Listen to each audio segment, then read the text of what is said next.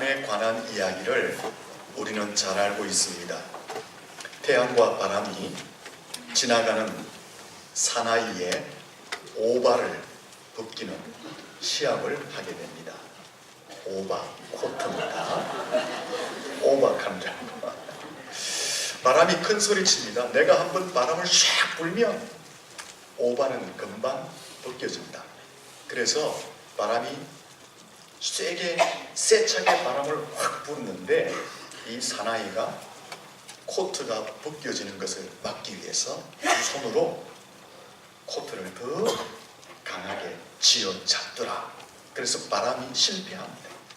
태양이 실실 웃으면서 바람이 아니고 열을 쫙 쬐어줬습니다.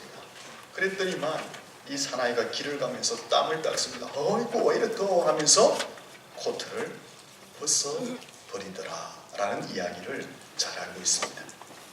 여러분은 또 하나의 이야기를 알고 있을 것입니다. 거북이의 목은 강제로 사람의 힘으로 빼낼 수가 없다고 합니다. 거북이는 그 체중이 불과 11에서 18kg밖에 안 되고 사람은 6배나 됩니다. 60에서 90kg나 더 나갑니다. 6배나 되죠. 그럼에도 불구하고 거북이의 목은 사람의 힘으로 강제로 빼낼 수 없다고 합니다. 그럼 어떻게 하면 될까요? 강제로는 힘으로는 안 되고 화롯불 옆에다가 거북이를 갖다 놓으면 열이 쪼여져서 저절로 목을 싹 뺍니다. 그때 목을 탁 잡아가지고 지금까지 제가 드린 두 가지 이야기는 힘보다는 온유함이, 힘보다는 따뜻함이, 부드러움이 더 강하다라는 것을 말씀을 드린 것입니다. 본문 말씀 같이 한번 읽어볼까요? 시작. 온유한 자는 복이 있나니 그들이 땅을 기업으로 받을 것이며. 시편 37편 11절에도 온유한 자들은 땅을 차지하며 풍성한 평화를 즐기리로다 그렇게 말합니다. 온유한 자가 땅을 받는다. 온유한 자가 땅을 받는다라는 것은 토지를 받는다, 일반적인 땅을 받는다 그런 개념이 아니라 천국을 기업으로 받는다라는 것입니다. 이 천국은 장차 미래에 완성된 천국을 의미하고 또 하나는 우리가 현재의 삶에서 하나님의 통치를 받는 현재적인 천국을 이야기합니다. 온유한 자가 땅을 기업으로 받는다라는 것은 완성된 천국과 우리가 현재 삶에서 누릴 수 있는 현재적 천국을 기업으로 받게 된다라는 것입니다. 또 하나는 땅을 기업으로 받는다라는 것은 우리가 평화를 얻게 된다라는 것입니다. 세상이 주는 평화가 아니라 하나님이 하늘로부터 내려주시는 평화를 얻게 된다라는 것입니다. 지금 우리가 사는 세상은 너무나 불안과 염려로 가득 찬 세상입니다. 하지만 이 세상 가운데서 온유한 자는 세상이 흔들 수 없는 하나님이 주시는 평안을 누리게 된다라는 것입니다. 여러분, 불안한 시대 가운데서 평안을 누리는 것은 엄청나게 큰 축복인 것입니다. 우리 옆 사람에게 인사할까요? 온유하시기를 바랍니다. 근데 이 온유함을 통해서 땅을 기업으로 받는다라는 것은 이런 영적인 부분에서뿐 아니라 자연 생태계와 세계 역사 가운데서도 적용되어짐을 알 수가 있습니다. 먼저 자연 생태계를 살펴보면은 자연 생태계를 조사하는 학자들에 의하면 약 6강식을 주장합니다. 강한 자가 살아남는다라는 것입니다. 이것은 일반적인 상식입니다. 근데 실제 자연 생태계는 그것이 적용되어지지 않습니다. 공룡이나 사자나 호랑이는 강하고 큰 짐승입니다. 하지만 그들은 멸종되거나 점점 사라지고 줄어들고 있는 현상을 우리가 지금 보고 있습니다. 학자들의 주장, 생태계의 질서, 일반적인 이론에 의하면 강한 자들이 다 잡아먹고 살아남아서 득실거려야 하는데 오히려 강한 자는 멸종되어지고 그 개체수가 극소수로 남아있는 것을 보게 됩니다. 그에 비해서 약하고 힘이 없는 동물들은 생존하여 있고 그 개체수가 늘어가고 있는 것을 우리가 보게 되는 것입니다. 세계 역사에서도 온유한 자가 땅을 기업으로 받는다, 이 원리가 적용되어지는 것을 보게 됩니다. 예수님께서 말씀하셨습니다. 칼로 세워진 자는 칼로 망한다 라고 말합니다. 세계 역사 속에 칼로 세워진 대제국들이 있습니다. 힘으로 세워진 대제국들이 있습니다. 아수르, 바벨론, 페르시아, 로마 같은 나라는 칼로 힘으로 세워진 나라입니다. 그러나 그 나라들은 역사 속에서 다 사라졌습니다. 당시의 흔적과 기적들만이 그들의 영광을 오늘 전하고 있을 뿐입니다.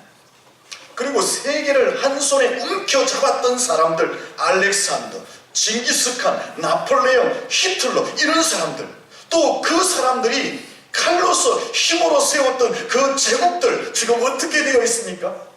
강한 힘을 바탕으로 천세와 만세를 누리며 영광을 얻겠다고 그들이 힘을 가졌지만 자세히 살펴보면 한 세기가 지나가기 전에 망한 나라들, 망한 존재들이 너무나 많이 있음을 역사 속에서 볼 수가 있는 것입니다. 칼로 세워지면 칼로 망하게 되는 것입니다. 하지만 한없이 나약해 보이고 초라해 보였던 예수님, 멸시와 천대와 외면을 당하는 예수님과 기독교는 2000년의 세월이 지났지만 여전히 그 생명력을 유지해 왔고 그 생명력을 통해서 세계를 정복해왔고 세계 속에 엄청난 영향력을 끼쳐왔고 세계를 다스리고 있는 것입니다. 예수님과 기독교는 전 세계의 사상, 문화, 사람들의 삶, 정치, 경제 모든 분야를 지배하고 있는 것을 지금 우리는 현 시점에서도 보고 있는 것입니다. 그래서 이 나폴레옹이 말년에 모든 것을 잃어버리고 작은 섬에 유배되어서 비참한 인생을 보내면서 이런 유언을 하게 됩니다. 나는 오늘까지 나의 영토와 나의 권세와 나의 부활을 얻기 위해서 싸웠는데 하지만 하나도 남은 것이 없다. 이런 말이에요. 힘을 가지고 사람을 모으고 힘을 가지고 유럽을 정복하고 힘을 가지고 영토를 넓혔지만 지금 하나도 남은 것이 없대요. 다 잃어버렸대요. 오히려 자기는 섬에 유배되어서 비참한 삶을 살고 있다라는 것입니다. 그러나 예수는 영토도 없고 부하도 없이 십자가에서 힘없이 죽었는데 오늘날 그를 따르는 사람은 왜 그리 많은가? 나는 이제야 알았다. 나는 강한 병정을 모았는데 나는 강한 힘과 칼을 가지고 사람을 지배하고 영토를 차지하고 나라를 정복하려고 했는데 예수 그는 사랑을 나누어 주었구나. 무슨 말입니까? 강함이 마지막까지 승리하는 것이 아니라 사랑이, 온유함이, 부드러움이 마지막까지 승리하고 남게 되더라라는 것입니다. 우리 옆 사람에게 축복합니다. 온유함이 마지막까지 승리하게 됩니다.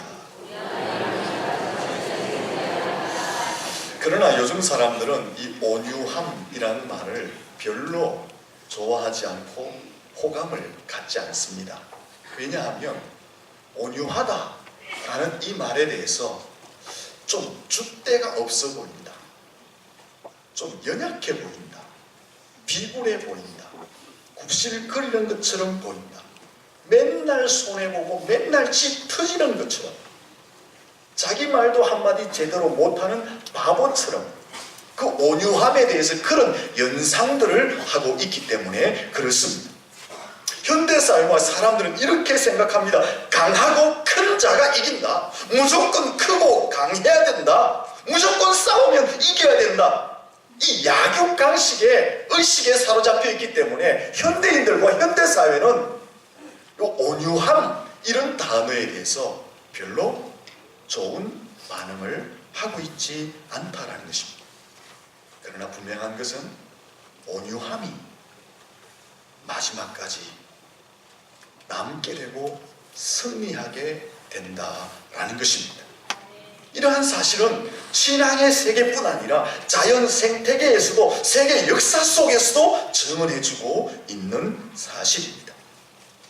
성경에 보면 오늘 본문에 나타나는 이 온유라는 것은 무기력하다, 우유부단하다, 비굴하다, 굽신거린다, 맨날 손해보고 지 터진다, 이런 단어로 사용되어진 것이 아닙니다. 헬라어로 프라우테우스라는 단어인데, 야생마처럼 거칠고 난폭한 성품이 주 안에서 잘 길들여져서 따뜻하고 부드러운 성품으로 변화되어진 상태, 그것을 온유함이다, 이렇게 말합니다. 온유는 무엇이냐? 거칠고 난폭한 강한 힘이 잘 길들여져서, 잘 다듬어져서 상냥함으로 나타나고, 겸손함으로 나타나고, 부드러움으로 나타나고, 따뜻함으로 나타나고, 친절함으로 나타나는 상태가 온유라는 것입니다. 거칠고 난폭하고 포악한 것들이, 강하고 힘이 있는 것들이, 고집이 세고 교만하고 자기를 주장하는 것이 강한 것들이 다 꺾여지고 다 다듬어져서, 첫째는 하나님 앞에 절대 순복하는 상태, 둘째는 사람을 향해서 부드럽게 대하고 친절하게 대하고 상냥하게 대하고 겸손하게 대하는 그 상태를 온유하다라고 말을 한 것입니다. 사자나 호랑이가 길들여지는 것, 그래서 그들 본성 속에 있는 사납고 날카로운 그 본성이 다 꺾여지는 거예요. 그렇게 길들여지면 조련사에 의해서 고분고분해집니다. 그 상태를 온유하다, 이렇게 말하는 거예요. 그러므로 온유하다라는 것은 결코 비굴함이나 굽신거리는 것이나 맨날 지 터져서 손해보는 그런 상황을 온유하다라고 성경에는 말하지 않습니다. 온유라는 것은 강함이 내재되어져 있지만 그것이 잘 다듬어지고 길들여져서 부드럽게 친절하게 나타나는 것이 온유함입니다. 그러므로 온유하다라는 것은요, 그 내면 속에 엄청난 내공이 내재되어져 있는 것을 온유하다, 이렇게 말을 하게 되는 것입니다. 강한 것이 다듬어져서 부드러움으로 나타나는 것이기 때문에 온유하다라는 것은요, 비굴하고 굽실거리는 것이 아니라 강한 내공이 있지만 그것이 다스려져서 친절함으로 나타나는 것, 그것이 온유함이다라는 것입니다. 그러므로 이 온유한 사람들은 웬만해서 사납거나 거칠거나 공격적이거나 교만한 모습을 나타내지 않습니다. 주 안에서 다듬어지고 길들여졌기 때문에 그렇습니다. 하지만 온유하지 못한 사람들은 다듬어져 있지 않기 때문에 조그마한 감정의 충격을 받아도 확 분노가 치밀고 신경질을 내고 자기를 통제하지 못하는 사납고 거친 모습으로 드러나게 되는 것입니다. 그런 사람은 아직도 주 안에서 다듬어지지 않는 온유하지 못한 상태의 신앙을 가지고 있는 것입니다. 사랑하는 성도 여러분, 온유한 하나님의 백성들이 될 수 있기를 축원합니다. 온유해야지 땅을 기업으로 받습니다. 이 온유함은 하나님과의 관계 속에서도 나타나야 합니다. 욥을 보면 하나님과의 관계 속에서 온유한 모습이 나타난 것을 보게 됩니다. 욥은 동방에서 최고의 부자라고 소개합니다. 하지만 하루아침에 그의 모든 재산을 잃어버립니다. 또 하루아침에 10명의 자녀를 한시에 잃어버리게 됩니다. 자기의 몸은 중병이 들게 됩니다. 그 상태를 보고 아내는 욥을 저주하면서 도망가 버리게 되는 것입니다. 이 비참한 상황에서 욥은 하나님 앞에 어떻게 처신했을까요? 욥은 이런 비참한 상황에서 하나님 앞에서 일어서고 회개합니다. 그리고 땅에 엎드려 하나님 앞에 경배하였다라고 성경은 말하고 있습니다. 이것이 하나님을 향한 온유함이다라고 설명하고 있는 것입니다. 모든 것을 잃어버렸지만, 병까지 얻었지만 욥은 하나님 앞에 회개하고 엎드려 경배했습니다. 여러분, 욥의 상황과 인간적인 성품으로 보면 하나님 앞에 고개를 쳐들고 거칠게 대항하고 하나님을 향해서 원망하고 불평해야 할 상황입니다. 하나님, 왜 나에게 이런 비참함과 고통과 슬픔과 괴로움을 주십니까? 욥은 그렇게 하지 않습니다. 자신의 모든 것을 잃어버렸지만 그는 하나님 앞에 회개하고 엎드려 경배를 드렸습니다. 이것이 하나님 앞에서 온유함이다라는 것입니다. 하나님은 이 온유함을 보시고 욥의 인생을 갑절로 축복해 주시고 그의 가정도 회복시켜 주셨습니다. 우리도 욥처럼 하나님 앞에 이런 온유함을 가지고 있어야 하는 것입니다. 욥같이 우리 인생 가운데 기가 막히는 그런 상황이 닥친다 할지라도, 이해가 되지 않는 문제와 고난이 계속해서 겹쳐온다 할지라도, 내가 가진 모든 것을 잃어버린다 할지라도 하나님을 향해서 거칠게 항의하고 고개를 쳐들고 비난하고 대항하고 따지는 것이 아니라, 이 모든 상황은 하나님의 뜻이 있을 거야, 하나님은 나의 인생 가운데 합력하여 선을 이루어 주실 거야, 그 믿음을 가지고 자신을 돌아보고 하나님 앞에 회개하고 엎드려 경배하는 욥의 온유함이 우리에게 나타나야 할 줄로 믿습니다. 우리는 때때로 하나님 앞에 무례할 때가 참 많습니다. 이리저리 불리고 고난이 있을 때 하나님 앞에서 우리는 이렇게 거칠게 고개를 쳐들고 한가합니다. 하나님, 왜 손해를 입힙니까? 나의 손해는 하나님 손해 아닙니까? 죽든지 살든지 하나님 마음대로 하겠어요. 하나님 어떻게 나에게 이렇게 대우하십니까? 내가 그동안 하나님 앞에 한 게 얼마나 많은데. 하나님 알아서 했어. 이렇게 하나님 앞에 고개를 쳐들고 사납게 대항하는 모습을 가끔씩 보게 됩니다. 그렇게 하면 안 됩니다. 하나님은 우리의 협박당하실 분이 아닙니다. 이것은 교만함입니다. 하나님 앞에 나아가면서 어떻게 고개를 쳐들고 협박하듯이 대항할 수가 있겠습니까? 가끔씩 그렇게 간증하는 사람인데 그런 간증 듣고 따라하면 안 돼요. 어떻게 하나님 앞에 고개를 쳐들고 거칠게, 하나님 손해 아닙니까? 죽이든 살리든 알아서 하이소. 여러분, 하나님의 높고 존귀하심과 거룩하고 위대하심을 훼손시켜서는 안 된다라는 것입니다. 어려움이 있을 때 오히려 욥처럼 자신을 돌아보고 회개하고 어려움을 뗄수록 하나님께 엎드려 경배해야 할 줄로 믿습니다. 바로 이곳에 하나님의 은혜가 갑절로 임하게 되는 것입니다.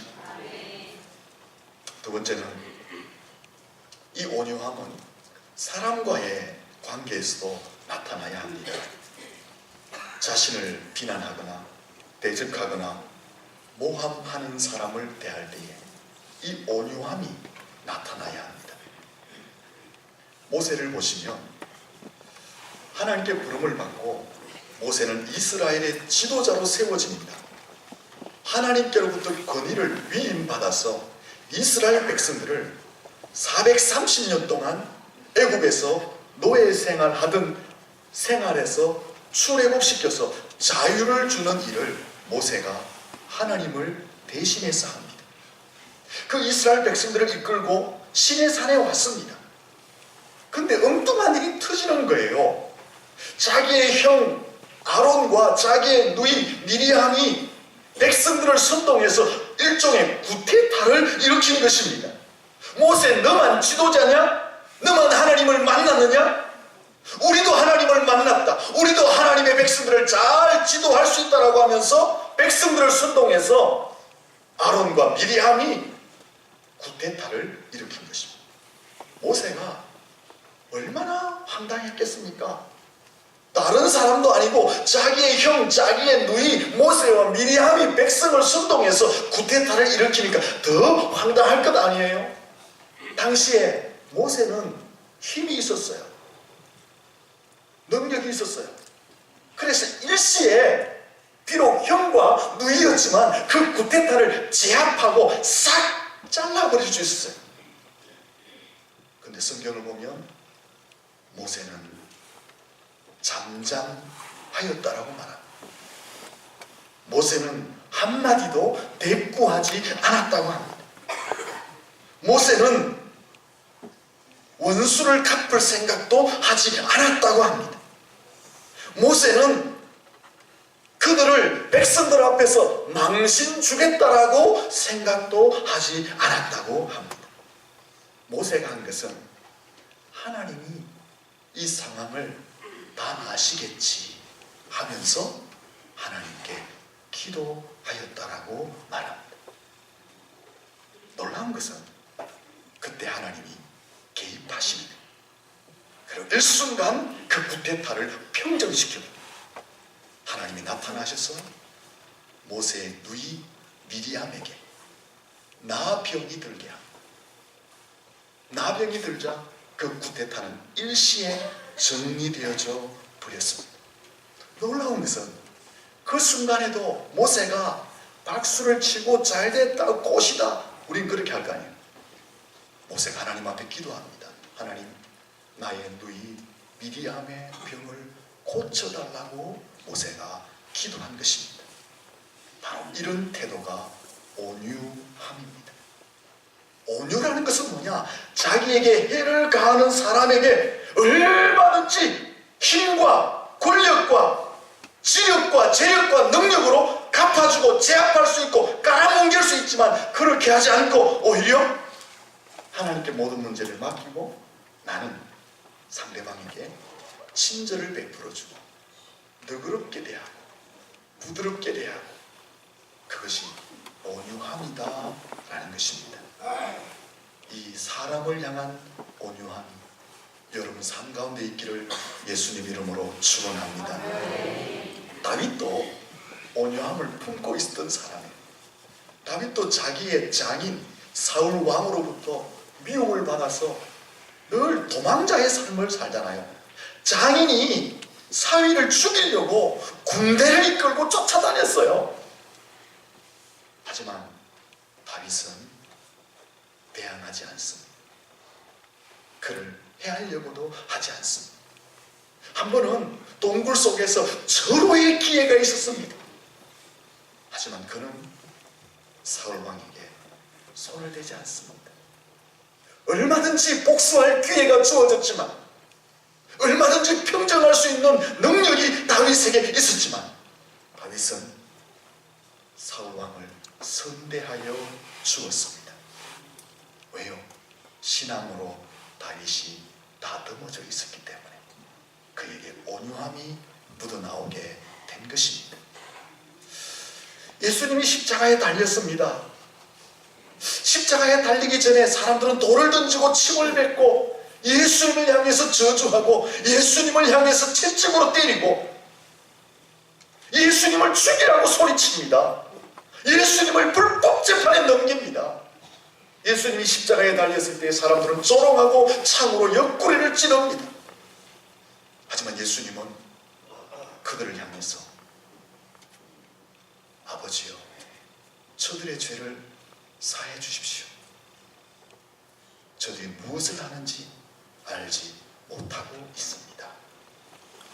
스데반 집사입니다. 집사님이신데 예수 믿는 것 때문에 돌에 맞아 순교를 당하잖아요. 그 자기를 향해서 돌을 던지는 사람을 향해서 주님처럼 기도합니다. 하나님, 저들의 죄를 용서해 주옵소서. 하나님, 벼락 내리소.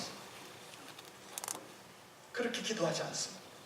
저들의 죄를 용서해 달라고 기도한 것입니다. 바로 이것이 신앙인의 다듬어진 온유한 모습인 줄로 믿습니다. 여러분, 온유할 수 있기를 예수님 이름으로 축원합니다. 이 온유함을 가질 때에 땅을 기업으로 받게 되는 것입니다. 온유한 자가 마지막까지 남고 마지막까지 승리하게 되는 것입니다. 하나님께서는 온유한 자를 붙드시고 마침내 온유한 자의 손을 들어주시는 줄로 믿습니다. 근데 우리는 조그만한 물질이 있어도, 조그만한 능력을 가지고 있어도, 조그만한 지위와 권세를 가지고 있어도 얼마나 사람들을 깔보고 얼마나 사람들을 낮춰보는지 몰라요. 나에게 조그만 해를 가해도 우리는 참지 못하고 바로 갚아줍니다. 깔아뭉개버립니다. 뒤엎어버립니다. 그래야지 어떻습니까? 속 시원합니다. 이것은 아직 덜 익은 것이고 덜 다듬어진 초짜 신앙인입니다. 제가 만든 것. 덜 익고 덜 다듬어진 초짜 신앙입니다. 여러분, 혹시 그런 사람이 있으면 자기 힘입고 사람 깔보고 또 자기를 조그만 손에 나게 하는데 거기에 대해서 막 깔아뭉개려고 대항하는 사람 보면 뭐라고 생각하면 돼요? 덜 익고 덜 다듬어진 초짜 신앙인이구나 하고 이해할 수 있기를 주의 이름으로 부탁을 드립니다. 그런 사람 보면 아직도 덜 다듬어지고 덜 익은 초짜 신앙인이구나, 내가 기다려야 하는구나 라고 여러분이 품을 수 있어야 하는 것입니다. 그 초짜 보고 같이 대들면 그 사람은 뭐예요? 생초짜입니다. 생초짜예요. 여러분, 신앙생활 오래 하면 뭐 합니까? 다듬어지지 않으면 완전 생초짜죠. 처음 온 사람들이야 초짜라고 말할 수 있지만 오래 믿었는데도 안 익어 있으면 그건 완전히 생초짜 아니야. 생초짜. 따라합시다. 생초짜가 되지 맙시다. 우리가 하나님을 믿고 하나님의 자녀가 되었다는 것은 주님 앞에서 내가 다듬어지고 길들여져서 내 속에 있는 거친 난폭함, 또 내가 가지고 있는 힘, 능력, 이런 것을 가지고 그대로 막 발산하는 것이 아니라 부드러움으로, 따뜻함으로, 온유함으로, 겸손함으로 나타나야 할 줄로 믿습니다. 그러면 어떻게 하면 온유할 수 있느냐라는 것입니다. 온유는 사실 내 의지와 내 노력과 내 힘으로 얻을 수 있는 것이 아닌 것 같습니다. 성령님이 내 속에 오셔서 나를 주장하시고 나를 다듬어 주시고 나를 통제해 주실 때 나타나는 것이 온유함이다 라는 것입니다. 그래서 갈라디아서 5장 22절에 성령의 열매 중에 그 하나가 온유함이다라고 설명하고 있는 것입니다. 성령이 임하실 때에 온유의 열매가 맺게 된다라는 것입니다. 성령이 내 속에 임재하셔서 나를 주장하시고 다듬어 주시고 나를 통제할 때에 그때 사내가 온유함이 나타나게 된다라는 것입니다. 베드로 보세요. 얼마나 함부로 말합니까? 얼마나 거칠고 난폭하고 다혈질적인 사람입니까? 사랑의 사도 요한, 사랑의 사도 아니에요. 벼락 같은 성질을 가졌던 사람이에요. 자기 뜻에 안 맞는다고 하나님, 주님 벼락을 내려달라고 이야기하는 사람이 요한이잖아요. 근데 그 사람들이 부드럽게 바뀌어요. 친절하게 바뀌어요. 상냥하게 바뀌어요. 그 사람들이 남을 품는 사람으로 바뀌어요. 무엇을 기점으로 그렇게 바뀝니까? 오순절에 성령이 임할 때에 그 성령을 통해서 그들이 다스림을 받을 때에 그 난폭함과 거침이 그 벼락 같은 성격이 싹 다듬어져서 친절함과 거침과 부드러움, 온유함으로 나타나게 된 줄로 믿습니다. 여러분, 우리 사람들은 솔직히 한번 말해봅시다. 다 본성적으로 온유한 사람들 별로 없습니다. 여러분 스스로도 여러분 향해서 뭐라고 합니까? 나 한 성깔 있다 말하죠. 성깔 없는 사람 손 들어. 그러면 천성적으로 하나님 복을 주신 거예요. 저 같은 사람. 저도 성깔이 있어요, 사실은요. 모든 사람은 천성적으로 한 성깔을 가지고 있습니다. 그래서 조금만 충동을 받으면 야생마처럼 막 난폭해지는 거예요. 조금만 손해를 보면 사자처럼 사나워지게 되는 것이 이게 사람의 본성이에요. 그래서 사람은 내 의지와 내 힘과 내 능력으로는 스스로 온유함을 가질 수가 없는 거예요. 우리가 온유해지려면 나의 힘이 아니라 내 속에 성령이 임하셨습니다. 나를 다스려 주시고 지배하시고 통제해 주셔야지만이 내 이 본성적인 성깔들이 다듬어져서 길들여져서 부드러움으로 나오게 될 줄로 믿습니다. 그래서 우리가 구해야 할 것은 내 속에 성령님 충만히 임재해 주시고 내 속에 임재해 계신 그 성령님 나를 다듬으시고 나를 다스려 주시고 나를 통제해 달라고 날마다 기도해야 할 줄로 믿습니다. 하나의 예화를 들고 마칩니다. 부부 세미나에 유명한 강사가 강의를 하면서 자신의 경험을 이야기합니다. 신혼 초기에 부부 싸움을 합니다. 그러면 보통 남자들은 어떻게 합니까? 절대로 안 지려고 합니다. 남자만 그렇습니까? 여자는 더 안 지려고 합니다. 특히 남자들은요, 신혼 초에 싸울 때에 지면 남자의 권위가 무너진다고 생각합니다. 가장으로서 가치가 떨어진다고 생각하는 거예요. 그래서 기필코 이기려고 합니다. 꺾어버리려고 합니다. 그래서 신혼 초에 싸울 때마다 자기 부인을 억압해서 이겼어요.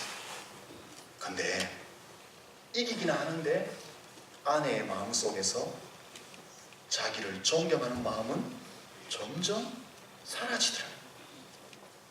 홀대하고 무시하고 이상한 눈치 주고. 제가 그런가? 그래서 한참 동안 고민을 했대요. 한참 동안 고민했대요. 아, 이게 아니구나. 작전을 바꿉니다. 싸울 때마다 어떻게 합니까?